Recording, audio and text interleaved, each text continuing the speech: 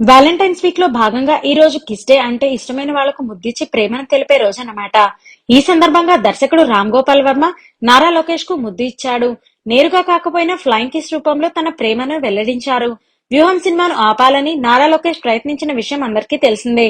ఆయన ఆ పని చేయడం వల్ల తమకు మరింత కలిసొచ్చిందంటున్నారు ఆర్జీవి. అందుకే ఈ ఫ్లయింగ్ కిస్. డిసెంబర్ లో నా సినిమా రిలీజ్ చేద్దాం అనుకున్నాము. కానీ లోకేష్ తన బుర్రవాడి ఈ సినిమాను సరిగ్గా ఎన్నికల ముందు రిలీజ్ అయ్యేలా చేశారు. లోకేష్ ఎంత తెలివైనోడంటే డిసెంబర్లోనే ఈ సినిమా రిలీజ్ అయి ఉంటే ఈ పాటికి జనం మర్చిపోయేవారు. కానీ లోకేష్ సరైన వ్యూహం పన్ని ఎలక్షన్ల టైంలో వ్యూహం రిలీజ్ అయ్యేటట్టు చేశారు. అది లోకేష్ తెలివి. అందుకే లోకేష్ కి ముద్దు ఇచ్చాను. సెన్సార్ ఎఫెక్ట్ తన సినిమాపై పడదంటున్నారు వర్మ. వాళ్ళు కట్ చేసిన సన్నివేశాల్ని ఓటీటీలో లేదా యూట్యూబ్ లో రిలీజ్ చేస్తానని అర్థం వచ్చేలా స్పందించారు. చట్టం ప్రకారం సెన్సార్ సభ్యులు తమ పని తాము చేశారు.